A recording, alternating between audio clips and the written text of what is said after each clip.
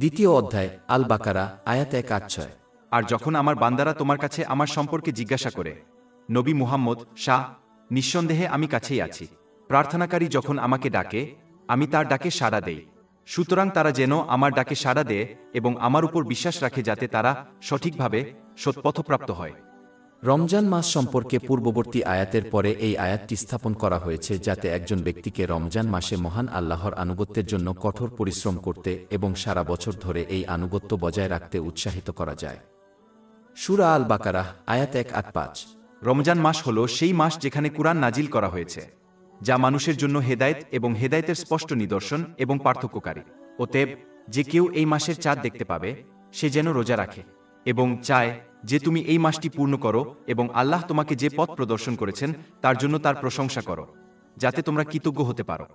এইভাবে আচরণ করলে স্বাভাবিকভাবেই একজন ব্যক্তি নিয়মিতভাবে মহান আল্লাহর কাছে প্রার্থনা করতে শুরু করে, যা এমন একটি ইবাদত যা ফরজ নামাজের মতো সৎকর্ম সম্পাদনের সাথে সম্পর্কিত।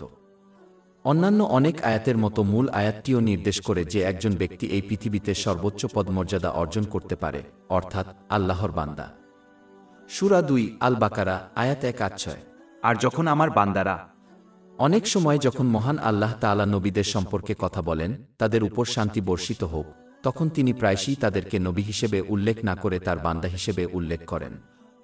উদাহরণস্বরূপ নিম্নলিখিত আয়াতে মহান আল্লাহ তাআলা নবী মুহাম্মদ শাহ এর স্বর্গযাত্রার কথা বলেন, তার উপর শান্তি ও বরকত বর্ষিত হোক, যা তার মহত্বের ইঙ্গিত দেয়, তবুও তাকে তার দাস হিসেবে উল্লেখ করেন।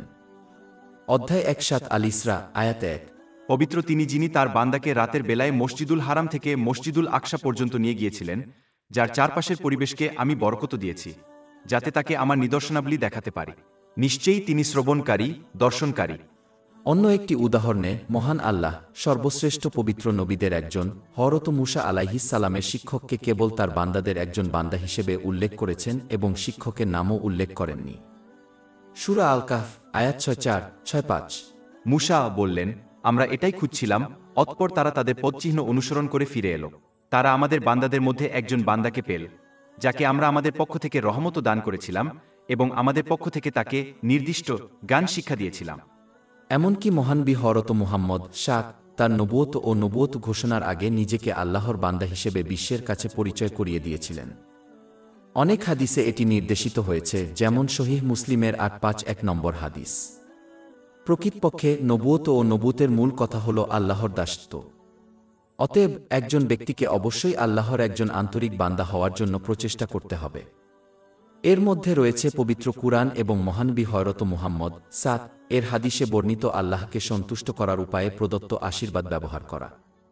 এটা মনে রাখা গুরুত্বপূর্ণ যে একজন বান্দা বুঝতে পারে যে তার কর্তব্য সর্বদা তার প্রভু মহান আল্লাহ এর সন্তুষ্টি অর্জন করা। তার কর্তব্য নিজের সন্তুষ্টি অর্জন করা বা অন্যের সন্তুষ্টি অর্জন করা নয়। তারা চায় না যে অন্যরা তাদের খুশি করুক এবং পরিবর্তে অন্যদের সর্বদা মহান আল্লাহকে খুশি করার লক্ষ্যে কাজ করতে উৎসাহিত করে, ঠিক যেমন তারা তা করার জন্য চেষ্টা করে, কারণ সমগ্র সৃষ্টিই মহান আল্লাহর বান্দা, ইচ্ছাকৃতভাবে হোক বা অনিচ্ছাকৃতভাবে হোক। অধিকন্তু মহান আল্লাহর একজন বান্দা স্বীকার করে যে তাদের যা কিছু আছে তা তাদের মালিক মহান আল্লাহ ছাড়া অন্য কেউ সৃষ্টি করেছেন এবং তাদেরকে দান করেছেন, এবং তাই তাদের নিজস্ব জীবনও তারই। অতএব এই মনোভাব তাদের প্রদত্ত আশীর্বাদগুলিকে এই আশীর্বাদের মালিক মহান আল্লাহকে খুশি করার উপায়ে ব্যবহার করতে উৎসাহিত করবে, যা উভয় জগতে মানসিক শান্তি এবং সাফল্যের দিকে পরিচালিত করে। সূরা 1-6 আন-নাহল আয়াত 9-7। যে কেউ সৎকর্ম করে, পুরুষ হোক বা নারী, মুমিন অবস্থায়, আমি অবশ্যই তাকে পবিত্র জীবন দান করব এবং অবশ্যই তাদেরকে তাদের সর্বোত্তম কর্মের প্রতিদান দেব যা তারা করত। অধিকন্তু মানুষকে এমনভাবে সৃষ্টি করা হয়েছে যে তাকে অবশ্যই কোনো কিছুর বা কারো দাস হতে হবে। একজন মানুষের পক্ষে দাস না হওয়া সম্ভব নয়। একজন ব্যক্তি মহান আল্লাহর দাস হিসেবে আচরণ করতে পারে, যা উভয় জগতেই মানসিক শান্তি এবং সাফল্যের দিকে পরিচালিত করে, কারণ তিনিই কেবল মানুষের আধ্যাত্মিক হৃদয় নিয়ন্ত্রণ করেন, মনের শান্তির আবাসস্থল, এবং তাই তিনিই সিদ্ধান্ত নেন যে কে মানসিক শান্তি পাবে এবং কে পাবে না। অধিকন্তু মহান আল্লাহর দাসত্ব করা মানসিক ও শারীরিক শান্তির দিকে পরিচালিত করে, কারণ একজন ব্যক্তি তার দৈনন্দিন জীবনে কেবল তাকে খুশি করার লক্ষ্য রাখে এবং একাধিক মালিকের উপর একজন মালিককে সন্তুষ্ট করা অনেক সহজ, বিশেষ করে যখন তার মালিক পরম করুণাময় হন এবং তার বান্দার কাছ থেকে কেবল সামান্য প্রচেষ্টা আশা করেন। অন্যদিকে যে ব্যক্তি মহান আল্লাহর দাসত্ব প্রত্যাখ্যান করে সে অনিবার্যভাবে অন্যান্য জিনিস বা মানুষের দাস হয়ে যাবে, যেমন তাদের নিযোগকর্তা, যেমন হলিউডের নির্বাহী, সমাজ, সোশ্যাল মিডিয়া, ফ্যাশন এবং সংস্কৃতি।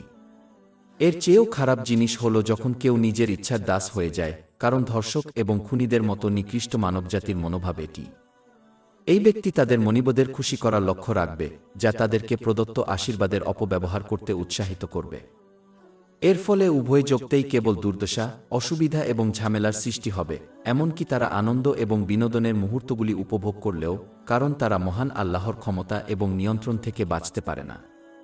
যারা মহান আল্লাহর দাসত্বকে প্রত্যাখ্যান করে এবং সমগ্র পৃথিবী অধিকার করেও তারা কিভাবে দুঃখজনক জীবনযাপন করে তা পর্যবেক্ষণ করলে এটি স্পষ্ট হয়ে ওঠে। সূরা তওবা আয়াত ৮-২।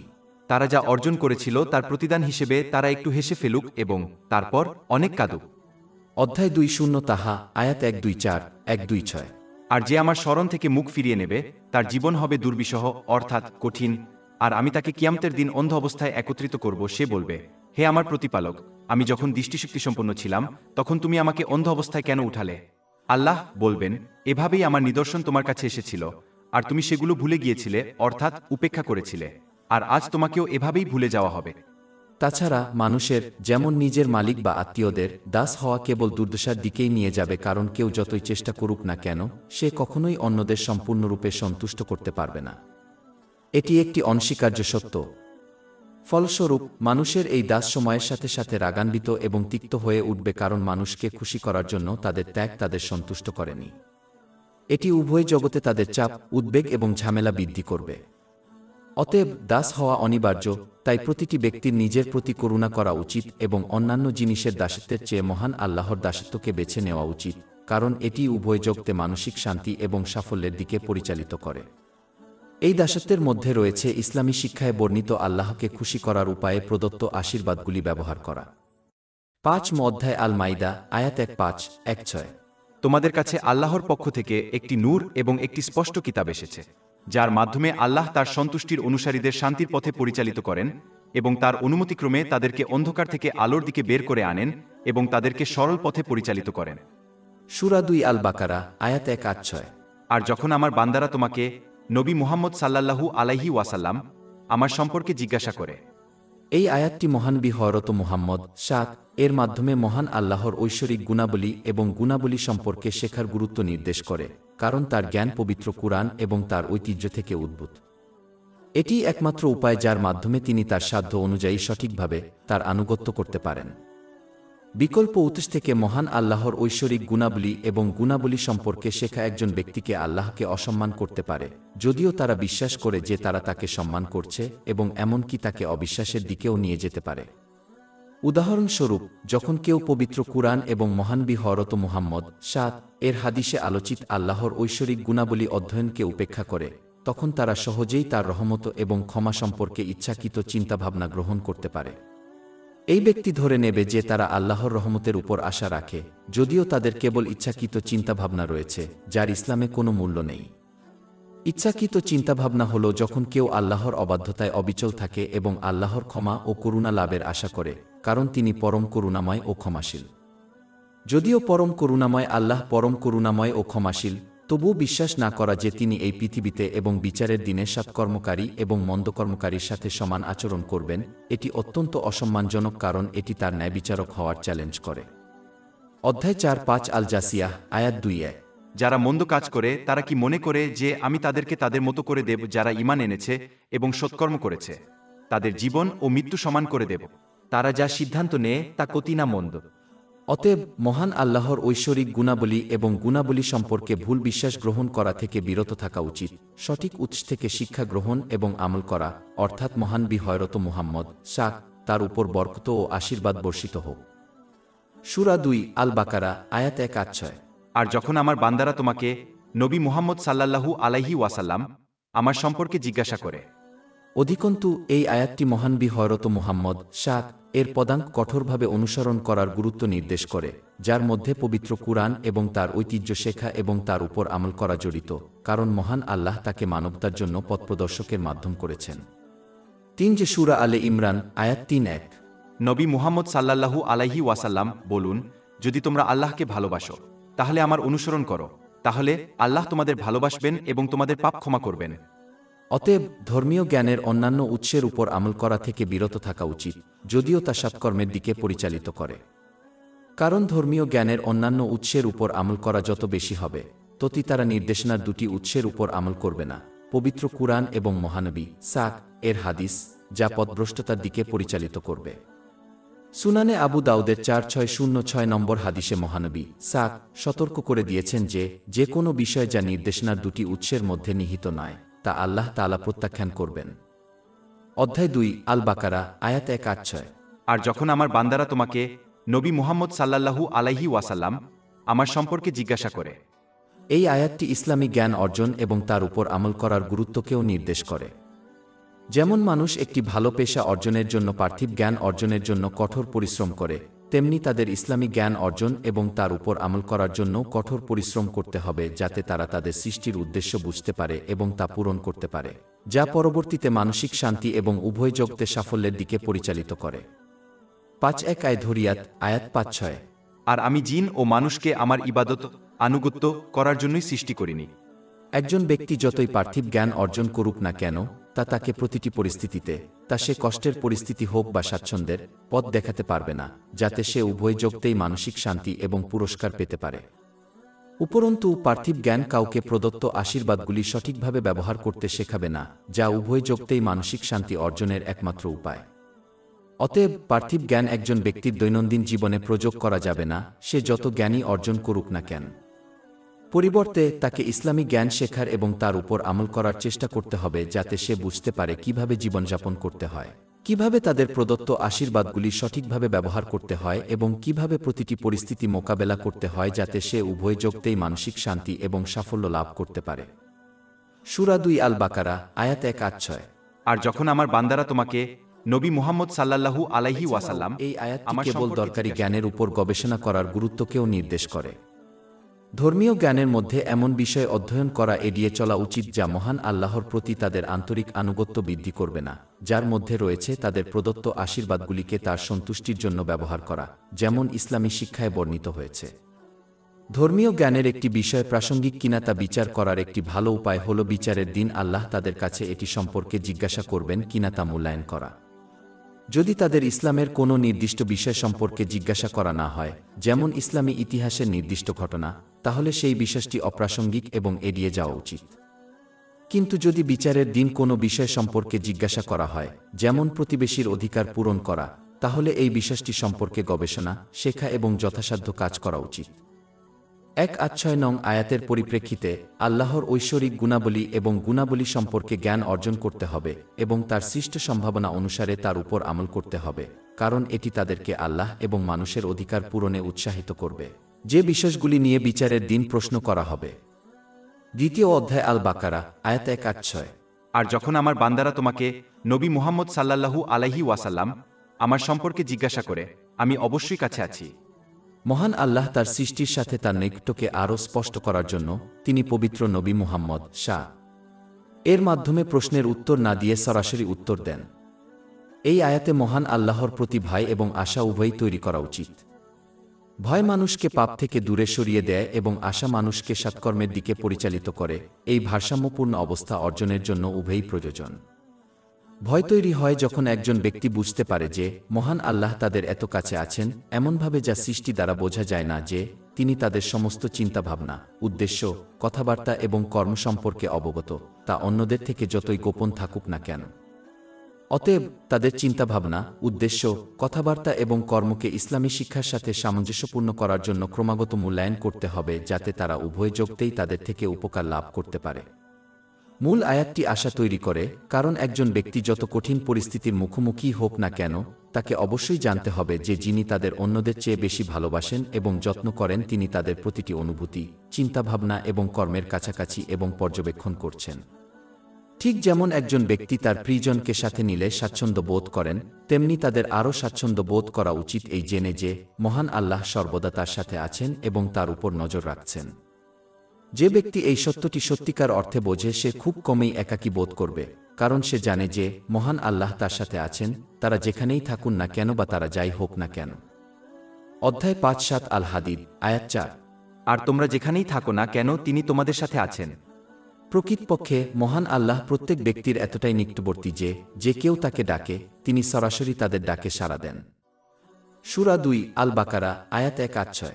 নিশ্চয়ই আমি কাছেই আছি, প্রার্থনাকারী যখন আমাকে ডাকে আমি তার ডাকে সাড়া দিই। কিন্তু এটা মনে রাখা গুরুত্বপূর্ণ যে মহান আল্লাহ তাআলার সাড়া সর্বদা তার অসীম জ্ঞান, তার সময় এবং তার কাছে প্রার্থনাকারী ব্যক্তির জন্য সর্বোত্তম অনুযায়ী হয়। দুঃখের বিষয়, অনেকেই আল্লাহর কাছে প্রার্থনা করার ধারণাটি ভুল বোঝে এবং ধরে নেয় যে তিনি তাদের কথা শোনেন না বা সাড়া দেন না, কারণ তারা তাদের সময়সূচি এবং তাদের ইচ্ছা ও পরিকল্পনা অনুসারে ঠিক যা চেয়েছিল তা পায় না। মহান আল্লাহ তাআলা এবং তার অসীম ভাণ্ডারকে কখনই এমন একটি দোকানের মতো দেখা উচিত নয় যেখানে কেউ নগদ অর্থ প্রদান করে এবং যা ইচ্ছা তা তাদের ইচ্ছামত সময়সূচি অনুসারে কিনে। তাদের বুঝতে হবে যে মহান আল্লাহ তাআলা পরম করুণাময়, তিনি এমনভাবে সাড়া দেন যা প্রার্থনাকারীর জন্য সর্বোত্তম, এমনকি যদি এটি তাদের কাছে স্পষ্ট নাও হয়। কারণ অনেক সময় একজন ব্যক্তি এমন কিছু প্রার্থনা করে যা তাদের জন্য ভালো নয় বা তাদের জীবন থেকে এমন কিছু সরিয়ে ফেলতে চায় যদিও তা তাদের জন্য ভালো। সূরা 2 আল বাকারা আয়াত 2-6। কিন্তু হয়তো তোমরা কোনো জিনিসকে অপছন্দ করো অথচ তা তোমাদের জন্য কল্যাণকর, আর হয়তো তোমরা কোনো জিনিসকে ভালোবাসো অথচ তা তোমাদের জন্য অকল্যাণকর, আর আল্লাহ জানেন, তোমরা জান না। জ্ঞান এবং দূরদর্শিতার অভাবের কারণে মানুষের উচিত উভয় জগতের কল্যাণের জন্য সাধারণ প্রার্থনা মেনে চলা এবং ধৈর্যের সাথে আল্লাহর আদেশ এবং সাড়া গ্রহণ করা, কারণ তারা জানে যে এটি তাদের জন্য সর্বোত্তম, এমনকি যদি তা তাদের কাছে স্পষ্ট নাও হয়। সূরা 2 আল বাকারা আয়াত 200-201। আর মানুষের মধ্যে কেউ কেউ বলে, হে আমাদের পালনকর্তা, আমাদেরকে দুনিয়াতে দান করুন, আর আখেরাতে তার কোনো অংশ নেই। কিন্তু তাদের মধ্যে কেউ কেউ বলে, হে আমাদের পালনকর্তা, আমাদেরকে দুনিয়াতে কল্যাণ দান করুন এবং আখেরাতেও কল্যাণ দান করুন এবং আমাদেরকে আগুনের আয়াব থেকে রক্ষা করুন। তাদের অবশ্যই একজন বিচক্ষণ রোগীর মতো আচরণ করতে হবে যিনি তাদের ডাক্তারের চিকিৎসা পরামর্শ গ্রহণ করেন এবং সেই অনুযায়ী কাজ করেন, যদিও তাদের জন্য তিক্ত ওষুধ এবং কঠোর খাদ্যাভ্যাস নির্ধারিত হয়। ঠিক যেমন এই বিচক্ষণ রোগী সুস্থ শরীর ও মন লাভ করেন, তেমনি যে ব্যক্তি ধৈর্য সহকারে আল্লাহর সাড়া এবং আদেশ গ্রহণ করে এবং তার প্রতি আন্তরিক আনুগত্য বজায় রাখে, সেও সুস্থ শরীর ও মন লাভ করবে। এর মধ্যে রয়েছে পবিত্র কুরআন এবং মহানবী হযরত মুহাম্মদ এর হাদিসে বর্ণিত তার সন্তুষ্টির জন্য প্রদত্ত আশীর্বাদগুলি ব্যবহার করা। সূরা 2 আল বাকারা আয়াত 1-6। নিশ্চয়ই আমি কাছেই আছি, প্রার্থনাকারী যখন আমাকে ডাকে আমি তার ডাকে সাড়া দিই। এটা লক্ষ্য করার মতো বিষয় যে মহান আল্লাহ বলেননি যে তিনি তার কাছে প্রার্থনাকারী মুসলমানের প্রার্থনার জবাব দেন, বরং তিনি সকলের জন্য প্রার্থনার দরজা খোলা রেখেছেন, তাদের বিশ্বাস, কর্ম এবং আচরণ নির্বিশেষে। এটি একটি অত্যন্ত অনন্য বাস্তবতা, কারণ বেশিরভাগ ধর্মেই প্রচার করে যে তাদের ঈশ্বর কেবল তাদেরই প্রার্থনার জবাব দেন যারা এগুলো বিশ্বাস করে। কিন্তু সত্য হল যে ব্যক্তি আন্তরিকভাবে আল্লাহকে ডাকে সে সাড়া পাবে, কারণ আল্লাহ মহান, মানুষকে খালি হাতে ফিরিয়ে দিতে লজ্জা পান। সকল মানুষের প্রতি তাদের বিশ্বাস নির্বিশেষে এই ঐশ্বরিক সাড়া পবিত্র কুরআনের অন্যান্য স্থানেও উল্লেখ করা হয়েছে, উদাহরণস্বরূপ সূরা আল আনকাবুত আয়াত 6-5। আর যখন তারা নৌকায় আরোহণ করে তখন তারা একনিষ্ঠভাবে আল্লাহর কাছে প্রার্থনা করে, কিন্তু যখন তিনি তাদেরকে স্থলে পৌঁছে দেন তখনই তারা তার সাথে অন্যদের শরিক করে। এটি আরেকটি সূক্ষ্ম বাস্তবতার সাথে যুক্ত। যখন কোনো ব্যক্তি তার বিশ্বাস নির্বিশেষে এমন কোনো সমস্যার সম্মুখীন হয় যা অন্য কেউ সমাধান করতে পারে না, যেমন একজন ডাক্তার, তখন সেই ব্যক্তি প্রায়শই ঈশ্বরের দিকে ফিরে যান। ব্যক্তিটি একাধিক ঈশ্বরকে ডাকে না, কেবল এক ঈশ্বরকে, অর্থাৎ মহান আল্লাহকে। তারা গভীরভাবে জানে যে তিনি আছেন এবং তিনিই একমাত্র যিনি সবকিছুর উপর নিয়ন্ত্রণ করেন। এই সত্যটি প্রতিটি ব্যক্তির মধ্যে গেঁথে আছে এবং এটি মহান আল্লাহর একত্বের আরেকটি প্রমাণ। অতএব সকল মানুষের উচিত মূল আয়াতটি নিয়ে চিন্তা করা, যা সমস্ত প্রার্থনাকারীদের ঐশ্বরিক প্রতিক্রিয়া এবং আলোচিত গোপন বাস্তবতা নির্দেশ করে, যাতে ইসলামের সত্যতা স্বীকৃতি পায়। অধ্যায় 2 আল বাকারা আয়াত 1-6। আর যখন আমার বান্দারা তোমাকে আমার সম্পর্কে জিজ্ঞাসা করে, নবী মুহাম্মদ আমি কাছেই আছি, যখন কোনো প্রার্থনাকারী আমাকে ডাকে তখন আমি তার ডাকে সাড়া দিই। এই আয়াতটি আরেকটি অত্যন্ত গুরুত্বপূর্ণ বাস্তবতা নির্দেশ করে, যা প্রায়শই মুসলমানদের দ্বারা ভুল বোঝাবুঝি হয়। দুঃখের বিষয় হল, কিছু মুসলমানের আল্লাহ সর্বশক্তিমান বিশ্বাস একজন পার্থিব রাজার মতো। একজন পার্থিব রাজা তার রাজ্যের বিষয়গুলি নিজে পরিচালনা করতে পারেন না এবং তাই তার রাজ্য পরিচালনা সাহায্য করার জন্য গভর্নরের মতো সাহায্যকারী নিয়োগ করেন। এই বিশ্বাসের ফলস্বরূপ অনেক মুসলিম সময় শক্তি এবং সম্পদ উৎসর্গ করেন আধ্যাত্মিক ব্যক্তিদের খুঁজে বের করার জন্য যারা বিশেষভাবে আল্লাহর সাথে সংযুক্ত বলে মনে করা হয়, ঠিক যেমন একজন গভর্নর রাজার সাথে বিশেষভাবে সংযুক্ত থাকেন। তাদের লক্ষ্য হল আধ্যাত্মিক ব্যক্তিকে খুশি করা যাতে তারা তাদের পক্ষে আল্লাহর কাছে সুপারিশ করতে পারে, ঠিক যেমন একজন গভর্নর রাজার কাছে সুপারিশ করতে পারেন যিনি গভর্নরকে খুশি করেন উপহার এবং অপ্রাকৃতিক শ্রদ্ধা ও ভালোবাসার প্রদর্শনের মাধ্যমে। এই আধ্যাত্মিক ব্যক্তিরা সাধারণ জনগণ এবং মহান আল্লাহ সর্বশক্তিমান এর মধ্যে দ্বাররক্ষক হিসেবে কাজ করে, যা ইসলামের শিক্ষার সম্পূর্ণ বিরোধিতা করে। প্রকৃতপক্ষে আলোচ্য মূল আয়াতটি সর্বশ্রেষ্ঠ সৃষ্টি এবং উভয় জগতে আল্লাহর নিকটতম ব্যক্তি অর্থাৎ মহানবী মুহাম্মদ সাল্লাল্লাহু আলাইহি ওয়াসাল্লামকে একজন ব্যক্তি এবং আল্লাহ মহিমান্বিতের মধ্যে সংযোগ থেকে সরিয়ে দিয়েছে, কারণ আল্লাহ মহিমান্বিত প্রশ্নের উত্তর সরাসরি নবী মুহাম্মদ সাল্লাল্লাহু আলাইহি ওয়াসাল্লামের মাধ্যমে না দিয়েছেন। যদিও মহানবী মুহাম্মদ সাল্লাল্লাহু আলাইহি ওয়াসাল্লাম কখনও দ্বাররক্ষী হিসেবে কাজ করেননি, বরং মানুষকে আল্লাহ মহিমান্বিতের আনুগত্য করার সঠিক উপায় শিক্ষা দিয়েছেন এবং দেখিয়েছেন, এবং তার পদাঙ্ক অনুসরণ করা আল্লাহ মহিমান্বিত দ্বারা বাধ্যতামূলক করা হয়েছে। তবুও এই গুরুত্বপূর্ণ বাস্তবতাটি নির্দেশ করার জন্য যে একজন ব্যক্তির আল্লাহ মহিমান্বিতের কাছে পৌঁছানোর জন্য দ্বাররক্ষীদের খুশি করার প্রয়োজন নেই, আল্লাহ মহিমান্বিত 1:6 আয়াতে সরাসরি প্রশ্নের উত্তর দিয়েছেন।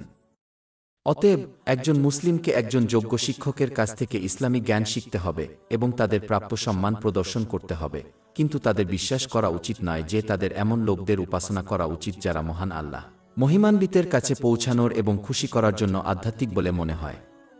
এটি আরও সমর্থন করে মূল আয়াত দ্বারা, যেখানে বলা হয়েছে যে মহান আল্লাহ যে কারো প্রার্থনার জবাব দেন। এটি বলা হয়নি যে তিনি কেবল আধ্যাত্মিক ব্যক্তিদের প্রার্থনার জবাব দেন।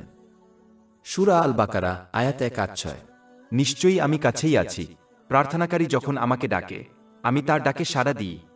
এরপর আল্লাহ তাআলা একটি যুক্তিসঙ্গত সত্য তুলে ধরেন যে যে ব্যক্তি আল্লাহ তাআলার কাছ থেকে তাদের চাহিদা পূরণের আশা করে তাকে প্রথমে তার প্রতি বিশ্বাস বাস্তবায়নের প্রতি সাড়া দিতে হবে, যার মধ্যে রয়েছে ইসলামী শিক্ষায় বর্ণিত তার সন্তুষ্টির জন্য প্রদত্ত আশীর্বাদগুলি ব্যবহার করা। দ্বিতীয় সূরা আল বাকারা আয়াত 1:6। নিশ্চয়ই আমি কাছেই আছি, প্রার্থনাকারী যখন আমাকে ডাকে আমি তার ডাকে সাড়া দিই, সুতরাং তারা যেন আমার ডাকে সাড়া দেয় আনুগত্যের মাধ্যমে। 1:6 নং আয়াতের পরবর্তী অংশে কার্যত ঈমানের বাস্তবায়নের বিষয়টি আরও নির্দেশিত হয়েছে। দ্বিতীয় অধ্যায় আল বাকারা 1:6 নং আয়াত। নিশ্চয়ই আমি কাছেই আছি, প্রার্থনাকারী যখন আমাকে ডাকে আমি তার ডাকে সাড়া দিই, তাই তারা যেন আমার ডাকে সাড়া দেয় আনুগত্যের মাধ্যমে এবং আমার উপর বিশ্বাস রাখে। উভয় জগতে মানসিক শান্তি লাভের জন্য একজন ব্যক্তির প্রয়োজনীয় প্রমাণ এবং মুদ্রা হল সৎকর্ম। যেমন একটি উদ্ভিদ কেবল তখনই ফুল ফোটে যখন সে সূর্যের আলোর মতো পুষ্টি পায়, ঠিক তেমনি একজন ব্যক্তির ঈমান তখনই প্রস্ফুটিত হতে পারে যখন সে তার ঈমানকে সৎকর্ম সম্পাদনের মাধ্যমে বাস্তবায়িত করে। এর মধ্যে পবিত্র কুরআন এবং মহানবী হযরত মুহাম্মদ এর হাদিসে বর্ণিত আল্লাহকে সন্তুষ্ট করার জন্য প্রদত্ত আশীর্বাদ ব্যবহার করা অন্তর্ভুক্ত।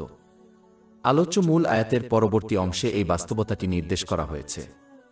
দ্বিতীয় অধ্যায় আল বাকারা আয়াত 1:6।